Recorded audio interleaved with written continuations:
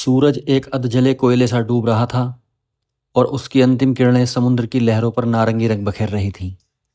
इसी समय एक छोटी सी नाव जो समुद्री तूफान से बचती हुई धीरे धीरे एक अज्ञात द्वीप के रेतीले तट से टकराई। नाव के अंदर राघव असहाय पड़ा था।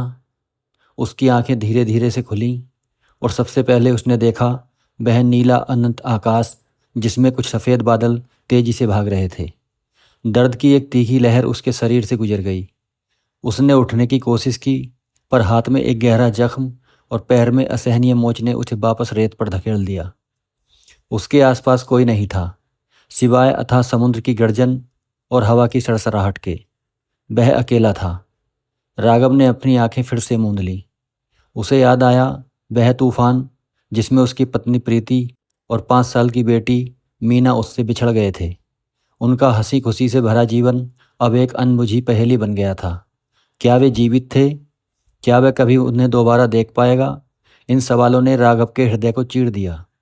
जैसे जैसे दिन ढल रहा था, राघव की शारीरिक पीड़ा थोड़ी कम हुई, लेकिन मानसिक पीड़ा बढ़ती गई। उसने कुछ टूटे हुए पेड़ के पत्तों और डालियों को इकट्ठा करके किसी तरह अपने लिए एक अस्थायी आश्रय बनाया। भोजन के लिए उसने नारियल और कुछ जंगली जामुनों पर निर्भर रहना सीखा। हर सुबह वह उम्मीद से भरी नज़रों से समुद्र को देखता, किसी जहाज या नाव की एक छोटी सी झलक की आस में। हर शाम उसकी उम्मीद निराशा में बदल जाती और वह सितारों के तले अकेला सो जाता। एक रात जब चांद की रोशनी समुद्र पर चांदी का एक पथ बना रही थी, राघव ने अपनी डायरी निकाली। वह डायरी जो उसकी पत्नी प्रीति ने उसे जन्मदिन पर दी थी, जो उसके साथ बहकर आई थी। उसके पन्ने गीले थे, लेकिन कुछ पन्ने अब भी लिखने लायक बच गए थे। उसने लिखना शुरू किया।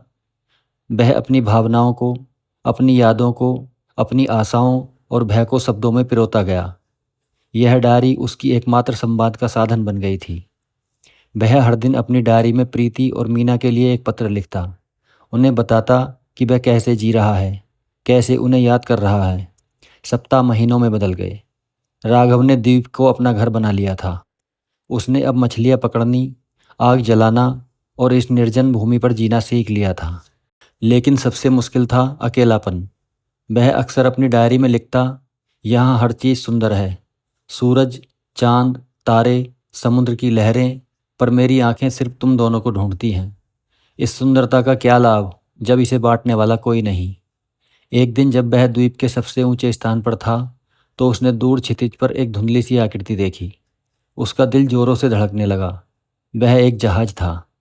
राघव ने अपनी पूरी ताकत लगाई और चिल्लाया, अपने कपड़े लहराए। जहाज धीरे धीरे पास आया। उसने देखा कि जहाज से एक छोटी नाव नीचे उतारी जा रही है। जब बचाव दल उसके पास पहुंचा, तो राघव की आंखें आंसुओं से भर आईं। वे उसे जहाज पर ले गए। उस जहाज पर एक डॉक्टर ने उसकी जांच की। डॉक्टर ने उससे पूछा, आप इतने समय तक यहाँ जीवित कैसे रहे? राघव ने केवल अपनी डायरी की ओर इशारा किया, जो उसने कसकर पकड़ रखी थी। जहाज पर वापस लौटते समय राघव ने अपनी डायरी के अंतिम पृष्ठ पर लिखा, आज मैं वापस जा रहा हूँ, उसी दुनिया में जहाँ तुम लोग हो। लेकिन मुझे नहीं पता कि तुम मुझसे मिलोगे या नहीं। लेकिन इस द्वीप ने मुझे सिखाया है कि आशा कभी नहीं मरती। यह सिखाया कि प्रेम की शक्ति किसी भी अकेलेपन से बड़ी होती है।